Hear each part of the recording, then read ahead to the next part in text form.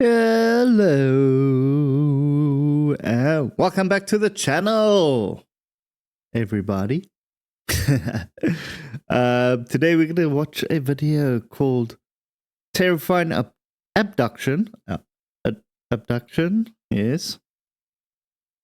Terrifying Abduction has a twist decades later. I like things like this, so there's going to be like something that's, been updated about a very old case. This is by That Chapter. You know how much I love this guy. His accent's this. And yeah, he's just a very cool guy to listen to. So yeah, we're going to get into the video. Hope you guys enjoy. If you do, you know what to do. I'll see you guys at the end of the video. No, I'm joking. I'm going to talk to you during, okay? So don't click away. But we're not just watching. I'm going to give you my opinion on things. Let's do this. Hey you, and welcome. My name is Mike, and in this old video, Mike. I want to take you to the year 1991, when a fella named Rob was absolutely booking it to a grocery store in Missouri. See, Rob had been talking to his fiancée, a woman named Angie. She had been using a payphone just outside of this grocery store, talking to Rob, and she had said on the phone that some strange man had been circling her in his car before the line went dead. As Rob was driving as fast as possible in his truck to get to her, he heard, from a car going in the opposite direction, someone scream his name. It was Angie. Before we get into it, please subscribe to see new stories for the dark every single week. Now, let's give it a go. Let's give it a go. I love him. He's so cool. Go on, That Chapter. So this been story watching you takes for us to the ages. town You're a of legend. Clinton, Missouri. A fairly small city by most standards, with less than 10,000 people living in that farming community. It sits near Truman Lake, a reservoir really, and the landscape can really vary around it, from flat plains in the north to marshy and hilly areas in the south. And in the year 1991 it was home to Angela Hammond, who at the time was 20 years of age.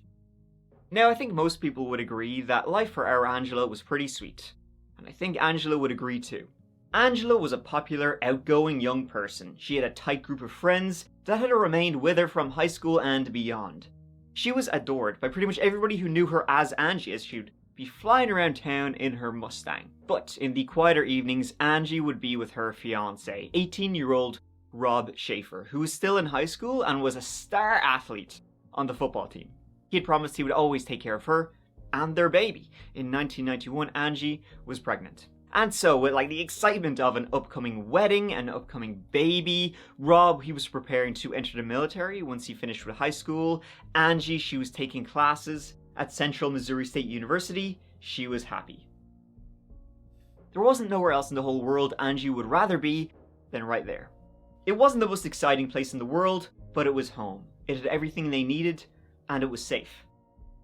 That was a dream, though, that would be shattered in April 1991.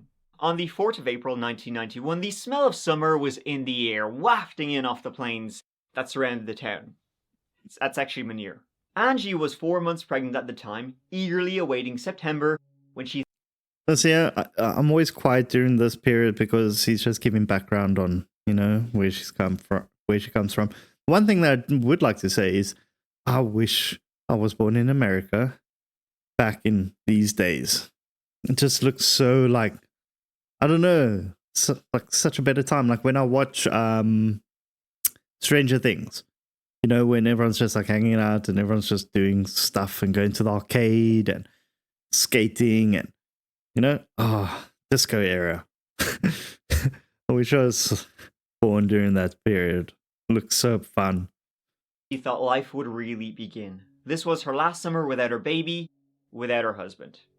April 4th was a Thursday, and that day Angie was at a barbecue with her friends Kyla, Marcia, and Rob at a place about 20 minutes outside of Clinton. It had been a chill day, nothing special. Angie was designated driver for the day in her little Mustang, and so they were back in their hometown of Clinton by about 9 p.m. Looking for stuff to do. Hint, in Clinton, that list is very short. About an hour later, at 10 p.m, Angie had to drop Rob off at his house. See, Rob still lived with his mother and his younger brother, and his mother was heading off to work, so he would have to watch his younger brother for a couple of hours. But Angie, she was still with her friend Kyla, they were just driving around town, bumming around. I mean, they were in, Angie's Mustang, so what else are you gonna do? Just drive it around. It's awesome. Angie said she would see Rob The later that Mustang. night when his mother got home from work. That's my dream car, by the way. Mustang GT. Oh my word. But an old school one. Actually, I would say that that's like a car that I really, really, really want. But if I had to pick a specific car, the Mustang from Gone in 60 Seconds. My favorite car. I can't remember her name, but I've seen that car in real life. There was a real life replica of that car in Cape Town, by the waterfront at this car dealership, and I walked past it, and oh my word, I've never seen such a beautiful car in my life. Oh, I want that car so bad.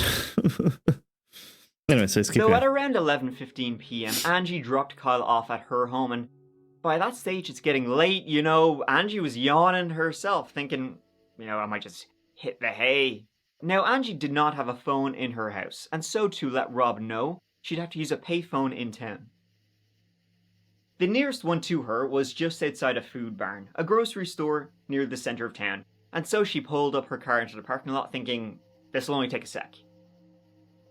The phone call began at precisely 11:23 p.m, and she was on the phone to Rob saying, hey, I'm pretty tired, I'll see you later, I'm not gonna wait around tonight. But as she was on the phone to Rob, she got this, really ominous feeling that she was being watched. A pit began to form in her stomach as her eyes followed a Ford green pickup truck that was circling the block. It had circled multiple times. Now, she couldn't see the driver in that truck, but she had the distinct feeling he was staring at her. Now, Rob, on the other end of the line, he wasn't too concerned. I mean, this guy was circling the block again and again and again, but, maybe he was looking into the parking lot, maybe he was looking at the grocery store, maybe he was just looking at the payphone. But Rob then sat up straight when she told him this pickup truck had pulled into the parking lot and parked his car right beside Angie's Mustang. Then a man got out and went to the payphone right beside the one she was using. Angie's voice became noticeably shaky as she described this guy to Rob, saying he was dirty, scruffy looking, had long hair, glasses, and was wearing overalls. He stood beside her at the other payphone for a few minutes, but didn't use it, and then he walked back to his pickup truck, pulled out a flashlight, and started rummaging in the back of it. Now, Rob was trying to calm Angie down at this point. He was saying, maybe he just needed to use the payphone. Maybe the one he'd went up to was broken, and so he was waiting for her to finish up the call. So Rob told Angie, hey, ask him, does he need to use this payphone? Rob could hear on the phone this guy replied to her, saying no, he'd be back in a moment. Rob then, he changed the subject. But after talking for a few moments, Rob heard on the phone line a scream, and then the phone hit the wall of the phone booth. He heard a man's voice say, I didn't need to use the phone anyway, and then the phone line was cut. Rob sat on the couch for a handful of seconds, just in shock, his mind racing at what he had just heard, before he got up and he bolted for his own car, which was just outside. He just needed to get to the food barn as fast as possible. His mind was racing 1,000,000 miles a minute, his knuckles were white against the steering wheel, the window open as he was pushing the pedal as far. Let's say I missed a couple things, so I'm going back. Then a man got out and went to the payphone right beside the one she was using.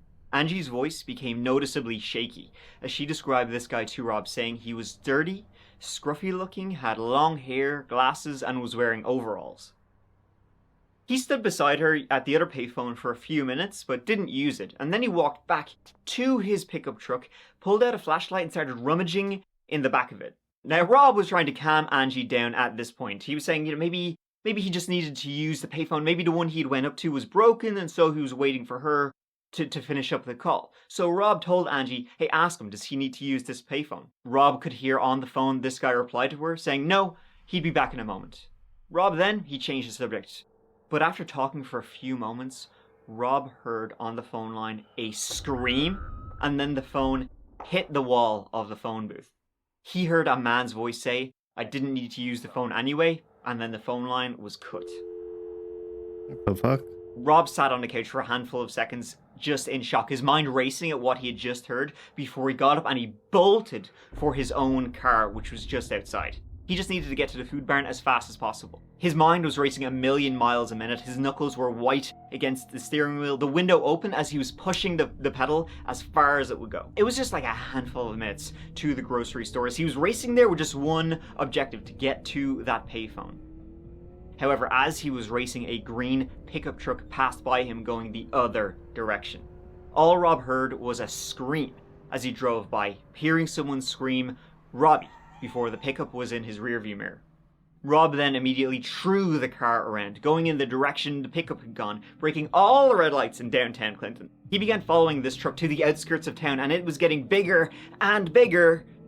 But then, suddenly, it began getting smaller and smaller.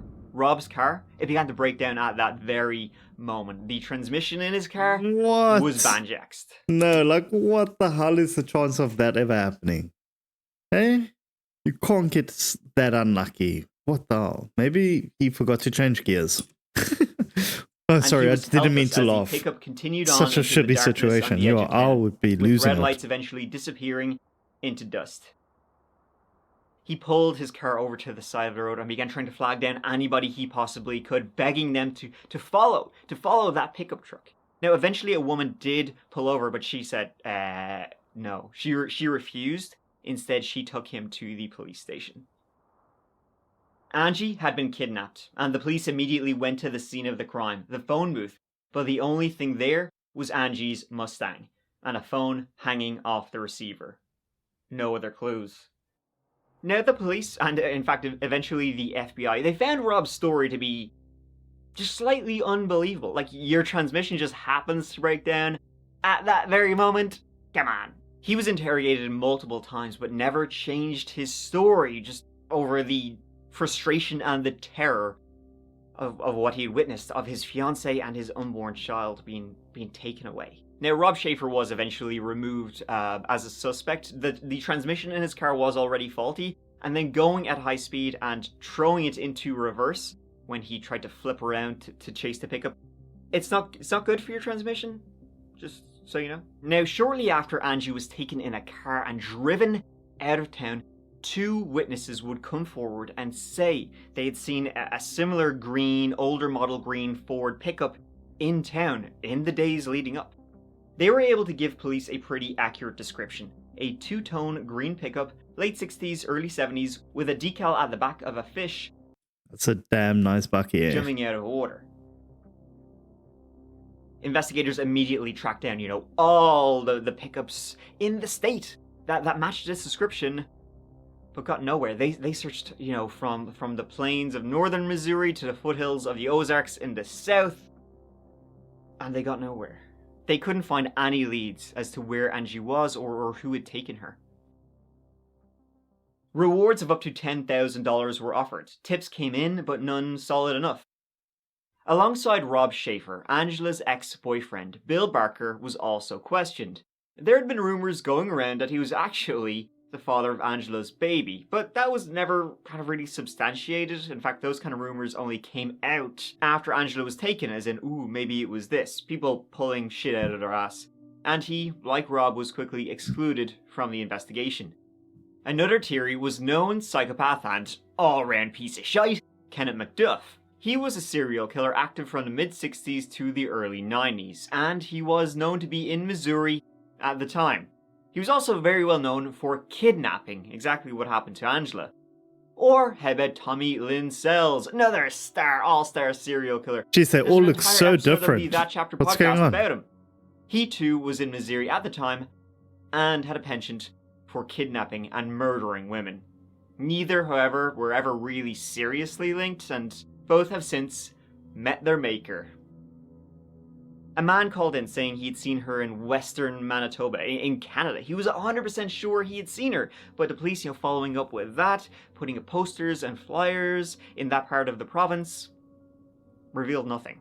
The police continued to request help from the public. Sure, they had jack shit to really go off of, or even if she was still alive.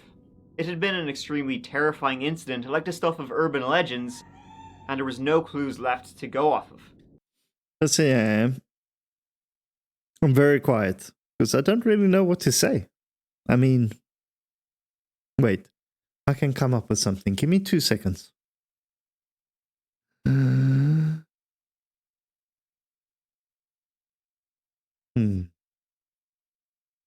Basically, it sounds like the story's fake. What do you guys think? I don't know. We're gonna find out and then I will talk more. But until then, people, let's listen to him because he's doing such a great job as he always does. They asked the public to Go, check Mike. barns, abandoned houses in case she was being held somewhere. But nothing came out. It was on April 19th, about 2 weeks after she had been taken, that the search started to die down. They didn't even know where to begin, and there was no end in sight. Police, though, continuing their investigation, began to theorize links to other cases in the area. This hadn't been the only kidnapping near a convenience store in western Missouri, and even that year. 4 years before Angela was kidnapped in Crystal City, Missouri, about 4 hours away, 18-year-old Diana Braungart was working as a cashier at a convenience store. She was seen leaving her job on the night of March 11th, 1987, saying she was going home to study for a high school exam she had the next day. However, she never made it to her car. She just vanished.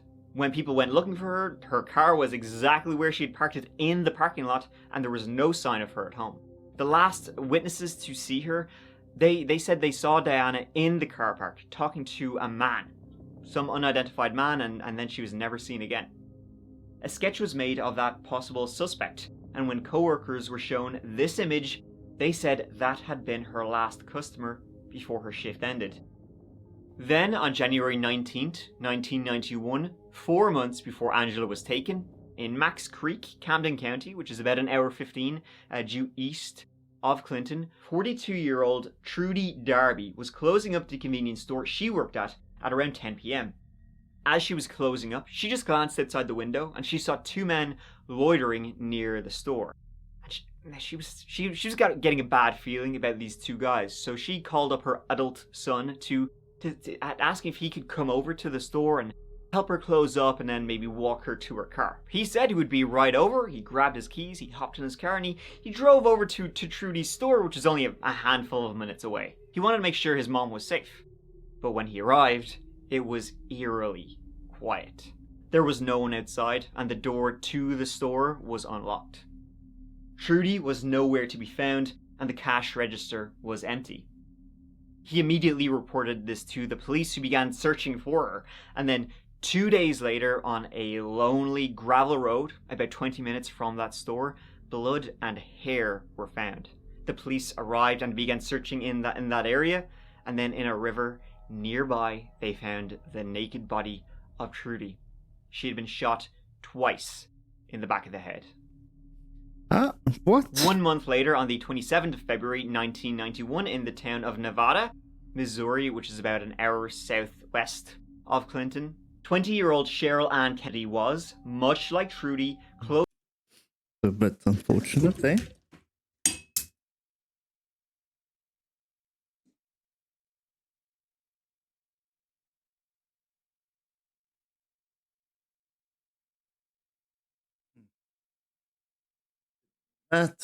I'll be right back.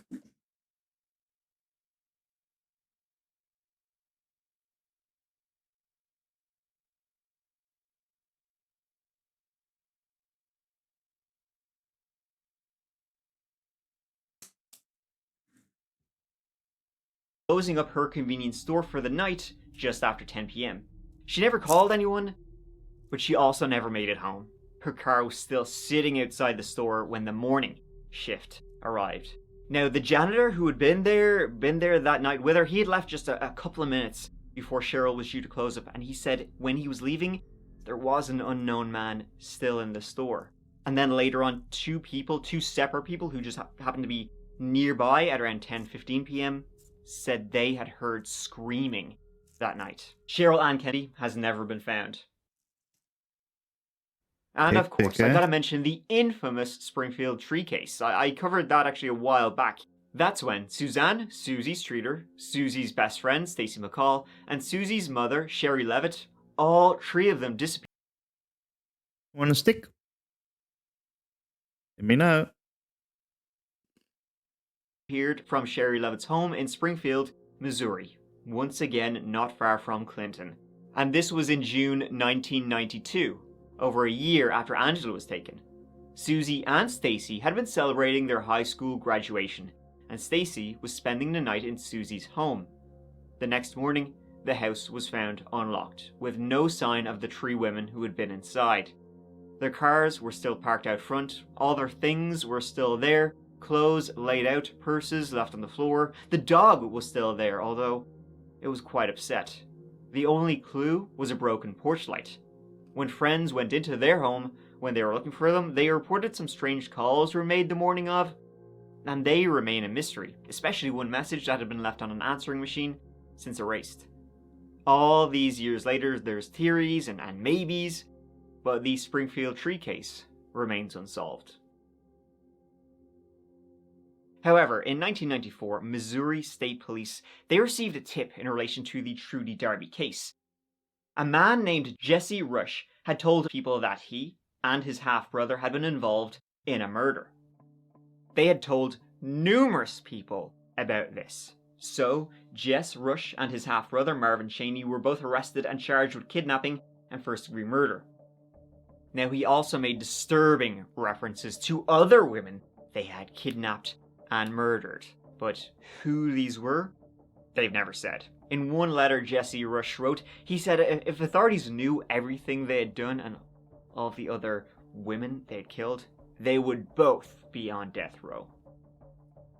Instead, both received life in prison. Now, neither have any strong links to the other cases, the cases of Diana, Cheryl, or Angela, though Jesse Rush did match the description of the last person Diana had served at the store.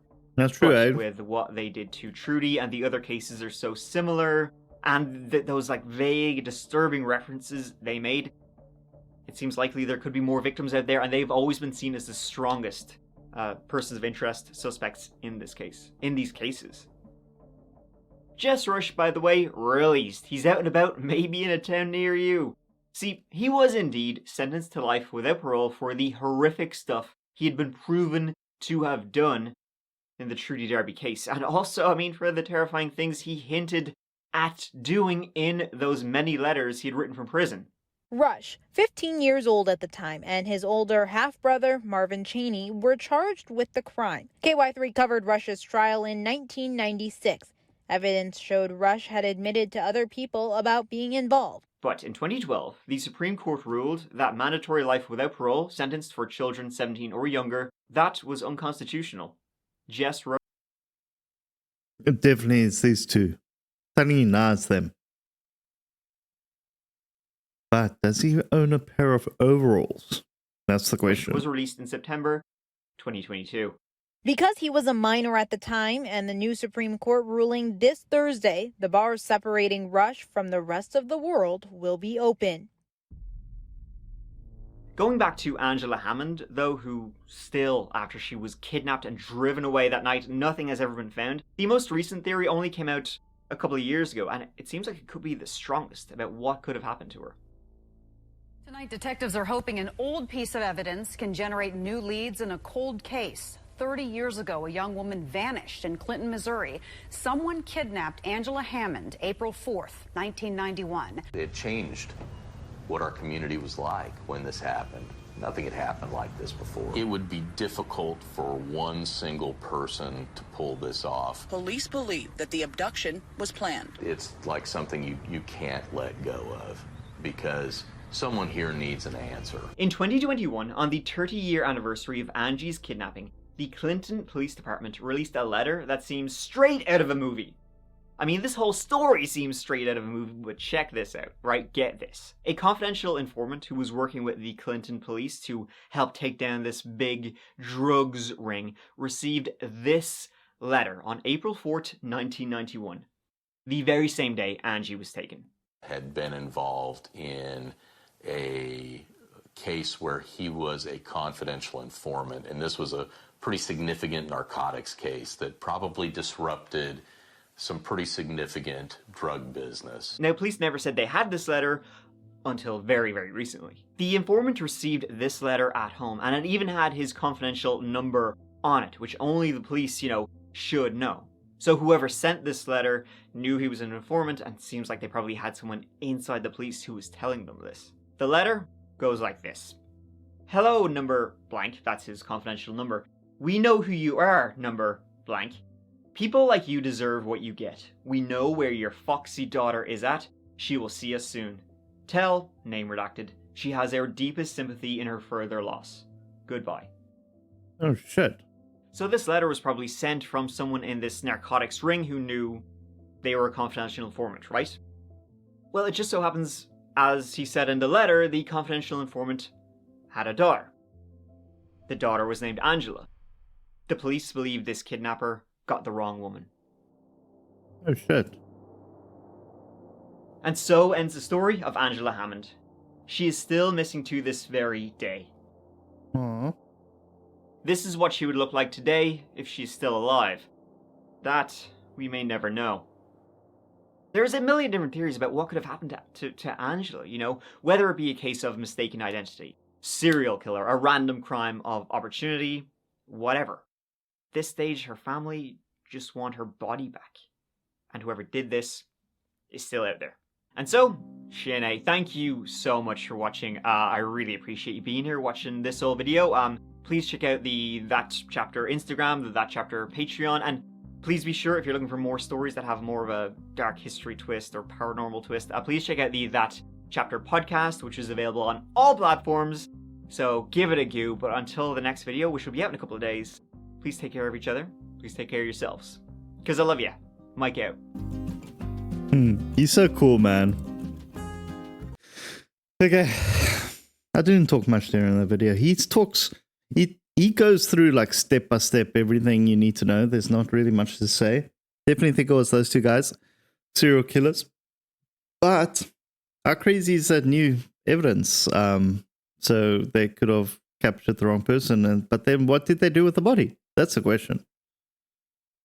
You know? I don't know. I do not know, eh? What do you guys think? Let me know down in the comments section below. Go follow, go subscribe to That Chapter. He's almost at 2 million subscribers. What a legend. Love his videos. And yeah. Go and like my channel. Subscribe up there. And click on the stuff that's around. Yeah. Click, click, click, click, click, click, click, click, click. If you like the video. Yeah, I wish I had more to say. I really don't. I might have fallen asleep. If I did, let me know down in the comment section below, because I'm not going to watch this video again. I'm just going to upload it. I don't really care. Told you. I get tired when I'm recording. It's very strange. And this is my third video that I'm recording in one night, so I'm gonna keep it going though. I will see you guys in the next video. Cheerios. Goodbye.